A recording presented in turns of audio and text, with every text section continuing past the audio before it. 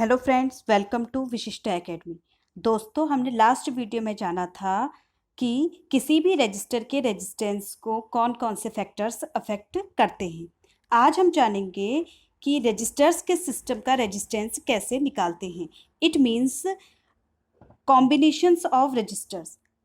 देखिए, अभी तक हमने लास्ट वीडियोस में क्या देखा था कि रजिस्टर्स का तो हम रजिस्टर्स निकाल रहे थे, बट वो सिंगल रजिस्टर था। आज हम कॉम्बिनेशन ऑफ रजिस्टर्स देखेंगे। इट मीन्स दो या दो से ज़्यादा रजिस्टर्स जब कंबाइन होंगे, यानी कि एक सर्किट के अंदर होंगे, तो उसका हम रेजिस्टेंस कैसे निकालते हैं। तो चलिए स्टार्ट करते हैं आज की video. Resistance of a system of resistors, यानी कि रजिस्टर्स के कॉम्बिनेशन का टोटल रेजिस्टेंस निकालना है। ये दो मेथड से निकाला जाता है। पहली मेथड है रजिस्टर्स इन सीरीज, यानी कि रजिस्टर्स को सीरीज में लगाया जाता है। अब सीरीज कॉम्बिनेशन होता क्या है, कैसे हम पता करते हैं कि रजिस्टर्स सीरीज में लगे होते हैं। यहाँ पर हम एक डायग्राम ले लेते हैं छोटा सा।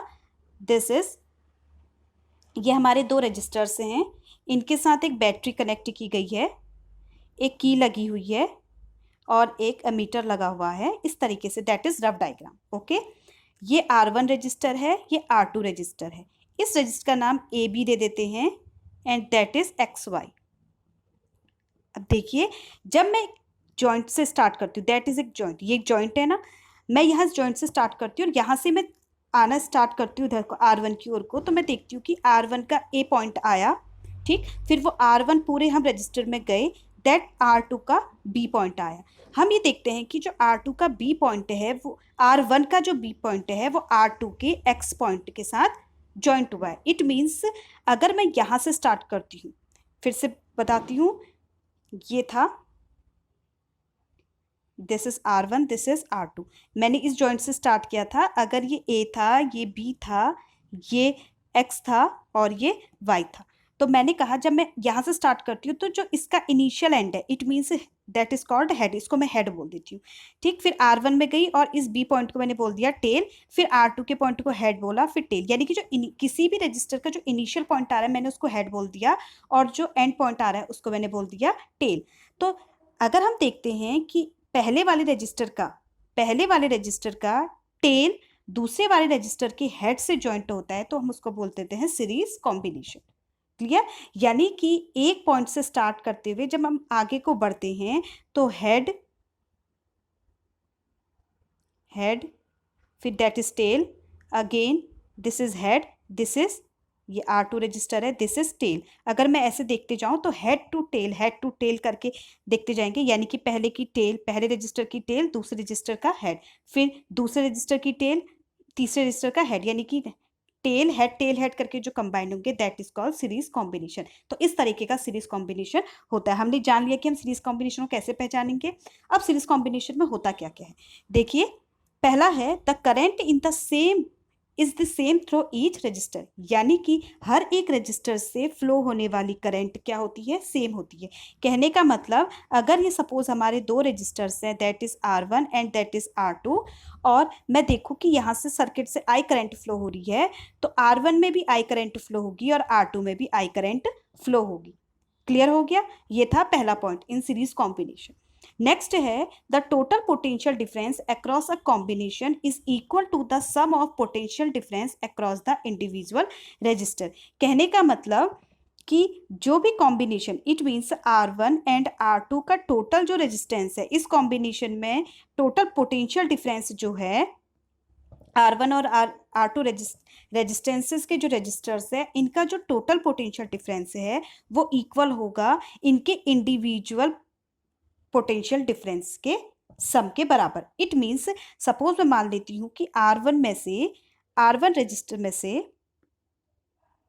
ये है R1 रजिस्टर में से मैं मान लेती हूँ कि V1 वोल्टेज पास हो रही है और R2 से V2, ठीक है। यानी कि R1 के टर्मिनल्स में जो पोटेंशियल डिफरेंस है दैट इज V1 और R2 के टर्मिनल्स में जो पोटेंशियल डिफरेंस है दैट इज V2।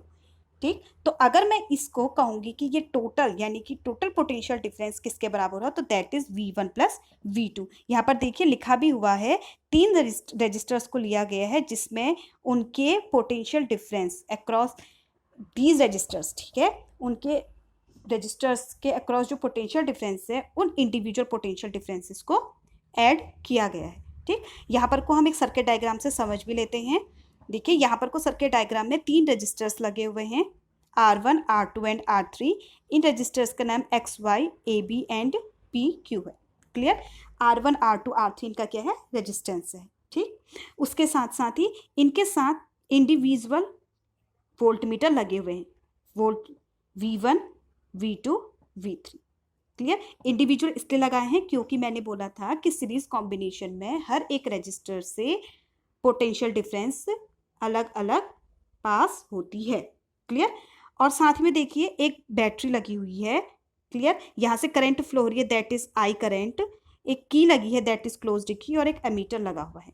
जो आई करंट फ्लो होगी R1 से, that is I, R2 say that is I, R3 say that is I, यानी कि तीनों रजिस्टर से आई करंट फ्लो होगी। और ये करंट जब पास होगी एमीटर से तो वो रीडिंग एमीटर में आ जाएगी। क्लियर हो गया, यानी कि सीरीज कॉम्बिनेशन में जो रजिस्टर्स होते हैं, देखें तो दैट इज एक्स को हमने हेड मान लिया, वाई को टेल, ए को हमने हेड मान लिया, बी को टेल, पी को हमने हेड मान लिया, क्यू को टेल। तो देख रहे हैं हम टेल और हेड का जॉइंट कहाँ है, यहाँ पर को है। इट मीन्स एक रजिस्टर का हेड और दूसरे रजिस्टर का टेल यहाँ पर को लगा हुआ है, और तीनों से अलग अलग पोटेंशियल डिफरेंस पास हो रहा है। क्लियर हो गया, तो इस तरीके से अब हम देखते हैं कि इसमें जो इक्विवेलेंट रेजिस्टेंस जो है सिंगल रजिस्टर का, वो R मान के चलते हैं। हमने कह दिया कि R is the equivalent resistance of a single register. कोई भी सपोज हम मान रहे हैं कि किसी सर्किट में एक सिंगल रजिस्टर लगा होता तो उसको हम R बोल देते हैं। हम ऐसा मान के चल रहे हैं कि R1 और R2 का हम एक सिंगल रजिस्टर मान के बना दे रहे हैं, दैट इज R। सपोज ये R1 R2 है और एक सिंगल रजिस्टर बना दिया, दैट इज R। क्लियर, यानी कि हमने एक सर्किट के बाहर से देखा तो हम सोचेंगे कि इसका R रेजिस्टेंस है, that is equivalent resistance. Actual में वो इक्विवेलेंट रेजिस्टेंस है। ठीक, अब हम क्या करेंगे, ओम्स लॉ को अप्लाई करेंगे। ओम्स लॉ अप्लाई करते हैं, हम देखते हैं कि क्या होता है, V equals to I R होता है। क्लियर, अब हम क्या करेंगे, एक इंडिविजुअल रजिस्टर्स जो है इनमें अब ओम्स लॉ अप्लाई करेंगे। और हमने क्या बोला था कि इंडिविजुअल रजिस्टर्स में करंट तो सेम होती है, दैट इज आई, लेकिन वोल्टेज डिफरेंट डिफरेंट होती है। ठीक, तो हम कह देंगे कि फर्स्ट वाले रजिस्टर में वोल्टेज हो गई V1, यानी कि potential difference across first resistor is V1 and that resistance is R1, यानी V1 equals to I R1। I same रहेगा, यहाँ ध्यान दीजिए आई ही रहेगा क्योंकि करंट सेम है। V2 equals to I R2, V3 equals to I R3। Clear, अभी हमने क्या बोला था, इसके आगे देखिए हमने अभी क्या बोला था, हमने बोला था कि जो टोटल वोल्टेज होती है ना, total potential difference across the combination, वो क्या होता है, इंडिविजुअल रजिस्टर्स के अक्रॉस जो पोटेंशियल डिफरेंस है उनके सम के बराबर होता है, that is V equals to V1 plus V2 plus V3। और अभी हमने ओम्स लॉ के थ्रू इन पे क्या करी थी, फॉर्मूला रखा था, यानी कि V equals to I R, V1 equals to I R1। तो वैल्यूज हम यहाँ पर पुट कर देते हैं, तो कितना हो गया, I R equals to I R1 plus I R2 plus I R3। अब हम देखें तो इनमें से करंट क्या हो जाएगी, कॉमन आ जाएगी, तो ये हो जाएगा R1 plus R2 plus R3। Clear, और ये हो गया आई आर, तो आई से आई कैंसिल, तो R equals to R1 plus R2 plus R3। Hence ये हमारा कनेक्शन कैसा है, कॉम्बिनेशन सीरीज है, तो हम इक्विवेलेंट को RS करके लिख लेते हैं। इसका मतलब हुआ कि टोटल यानी कि equivalent resistance in series is equal to the sum of their individual resistances, यानी कि जो टोटल हमारा यानी कि इक्विवेलेंट रेजिस्टेंस जो हमारा होगा सीरीज में, वो इक्वल होगा sum of the their individual resistances. ठीक है, ये प्रूफ हमारा एग्जाम में करने को भी आता है, इसको आप अच्छे से देख लीजिएगा। And greater than any individual resistance, और किसी भी इंडिविजुअल रेजिस्टेंस से ज़्यादा ही होगा। अब कैसे, एग्जाम्पल ले लेते हैं। सपोज मैंने यहाँ पर कह दिया 3 रेजिस्टेंस हमारे पास थे, 3, 4 एंड 5 ओम के, तीनों की 3, 4, 5 है। अब हम इक्विवेलेंट निकालेंगे तो क्या होगा, RS equals to 3 plus 4 plus 5, that is 12। Clear, अब देखिए जो 12 ओम है ये 3 से भी ज़्यादा है, 4 से भी ज़्यादा है, 5 से भी ज़्यादा है। तो कहने का मतलब है किसी भी इंडिविजुअल रेजिस्टेंस से ये आंसर ज़्यादा ही होगा। क्लियर हो गया, समझ में आ गया। अब चलिए हम इसको, ये जो सीरीज कॉम्बिनेशन है, इसको एक एग्जाम्पल से समझ लेते हैं। क्लियर, देखिए यहाँ पर को हमारे पास लैंप और रजिस्टर दो कनेक्टेड हैं इन सीरीज कॉम्बिनेशन, सीरीज में है, जिसमें रजिस्टर का जो रेजिस्टेंस है that is 4 ohm and lamp का 20 ओम। इनमें से एक आई करंट पास की जा रही है, 6 वोल्ट की बैटरी लगाई गई है, एक एमीटर लगाया गया है, साथ में एक क्लोज्ड की लगाई गई है। ठीक, अब हमें क्या क्या निकालना है इस बारे में जानेंगे। सबसे पहले निकालना है हमने टोटल रेजिस्टेंस। टोटल रेजिस्टेंस क्या होता है, हमने अभी जाना था। टोटल रेजिस्टेंस क्या होता है, टोटल रेजिस्टेंस सीरीज कॉम्बिनेशन में इंडिविजुअल रेजिस्टेंस का सम होता है। दैट इज, अगर मैं कह दूं कि ये 4 ओम है, ये 20 ओम है, तो 4 + 20 इक्वल्स टू 24 ओम, यानी 24 ओम इसका टोटल रेजिस्टेंस हो गया, that is equivalent resistance. Clear. दूसरा हमें निकालना है current through the circuit. Circuit से कितनी करंट जा रही है, इट मीन्स रजिस्टर और लैंप की हमें पर्टिकुलर नहीं निकालनी, हमने किसकी निकालनी है, पूरे सर्किट में कितनी करंट पास हो रही है वो हमने निकालनी है। ठीक, तो सबसे पहले हमें क्या ओम्स लॉ को रिमाइंड करना पड़ेगा, दैट इज V = IR। ये क्लियर हो गया। ठीक, अब इसमें क्या होता है, देखिए हमने कितनी बैटरी से कितनी वोल्ट दी गई थी, 6 वोल्ट, तो 6 हो गया। हमें करंट निकालनी है सर्किट की, सर्किट की करंट निकालनी है, तो रेजिस्टेंस भी टोटल सर्किट का होगा, दैट इज इक्विवेलेंट रेजिस्टेंस, यानी कि RS। और RS हमारा कितना आया था, दैट इज 24। तो अगर हम करंट निकालें तो करंट क्या हो जाएगी, I = V/RS, और V कितना है 6 और RS कितना था 24। क्लियर। और इस तरीके से निकल जाएगा 0.25 एम्पेयर करंट।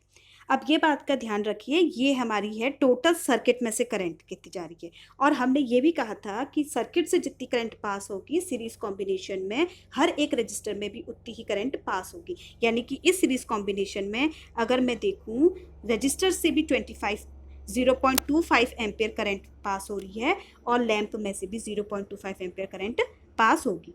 क्लियर, इतना समझ में आ गया। अगला हमें निकालना है potential difference across the conductor, यानी कि कंडक्टर के अक्रॉस पोटेंशियल डिफरेंस कितना है। अब आपके दिमाग में आ रहा होगा यहाँ पर तो कंडक्टर है नहीं, यहाँ पर तो रजिस्टर है ऐसा आ रहा है। अब देखिए हम रिमाइंड करते हैं, जब मैंने पढ़ाया था रजिस्टर के बारे में तो मैंने बताया था कि किसी भी कंडक्टर का कुछ ना कुछ स्पेसिफिक रेजिस्टेंस होता है, और ऐसे कंडक्टर्स को हम रजिस्टर बोलते हैं, यानी कि यहाँ पर रजिस्टर ही कंडक्टर है। क्लियर। और उस कंडक्टर का हमारे पास रेजिस्टेंस कितना है, दैट इज 4 ओम। फिर से हम ओम्स लॉ लगाते हैं, V = IR। हमने क्या करना है, कंडक्टर में से क्या निकालनी है, पोटेंशियल डिफरेंस निकालना है, दैट इज V1। हम इसको V1 करके डिनोट करेंगे, क्यों, क्योंकि वो रजिस्टर को हमने R1 करके डिनोट किया था। और करंट सेम रहेगी, क्योंकि मैंने कहा सीरीज कॉम्बिनेशन में हर एक रजिस्टर में करंट सेम रहती है। क्लियर। अब हम वैल्यूज पुट कर देते हैं, तो V1 हमने निकालना है, और हमारे पास I मतलब करंट, दैट इज 0.25 जो हमने आंसर में निकाली थी, और उसका रेजिस्टेंस 4, दैट इज 1 वोल्ट। यानी कि potential difference across the conductor कितना हो गया, 1 वोल्ट।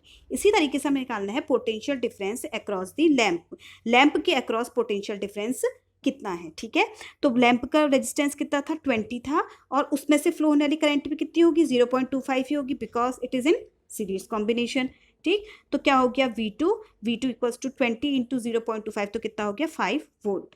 अब देखिए हम क्लियर कर लेते हैं कि क्या हमारे आंसर सेम आए हैं, सही आए हैं या नहीं आए हैं। देखिए टोटल वोल्टेज हमने कितनी दी थी बैटरी से, दैट इज 6 वोल्ट।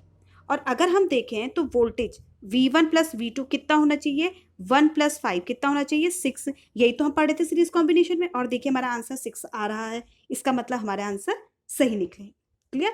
अब देखिए एक वेरिफिकेशन और है, जहां पर हमने बोला था कि हमारा R जो है वो इक्विवेलेंट रेजिस्टेंस है सर्किट का, इसका मतलब टोटल रेजिस्टेंस कितना हो गया, RS हो गया, या R हम इसको बोल देते हैं। ठीक, अब हमने कहा था कि वोल्ट से हमने कितना वोल्टेज, सॉरी बैटरी से हमने कितनी वोल्टेज सप्लाई की थी, 6 वोल्ट सप्लाई की हुई थी, और अभी हमने करंट कितना निकाला था, 0.25 एम्पियर। क्लियर। तो हमारा इक्विवेलेंट रेजिस्टेंस निकालना है, तो that is V = IR। Clear हो गया, V = IR है, यानी कि V अभी हमने कितना लिखा, 6 = I 0.25, और हमने R निकालना है, दैट इज इक्विवेलेंट रेजिस्टेंस। तो हम निकालेंगे तो 6/0.25, यानी कि दैट इज 24 आंसर आएगा। क्लियर।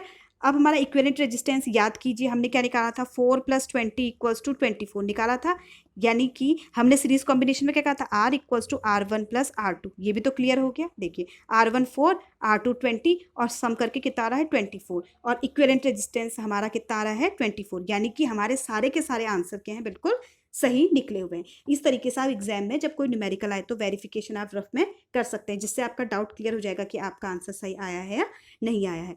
ठीक, तो यानी कि टोटल रेजिस्टेंस जो हो गया सीरीज के सर्किट में वो कितना हो गया, इंडिविजुअल रेजिस्टेंसेस के सम के बराबर हो गया। क्लियर हो गया। सीरीज कॉम्बिनेशन में किस तरीके से रजिस्टर्स लगते हैं और उसमें क्या सेम होता है, क्या डिफरेंट होता है, ये आपने समझ लेना है। आप न्यूमेरिकल देख लीजिएगा, एक बार डेरिवेशन देख लीजिएगा, इससे इसी तरीके के क्वेश्चन बनेंगे। आई होप आपको ये वीडियो समझ में आई होगी। अगर कोई भी क्वेरीज हैं तो आप कमेंट सेक्शन में पूछ सकते हैं। Thank you for watching.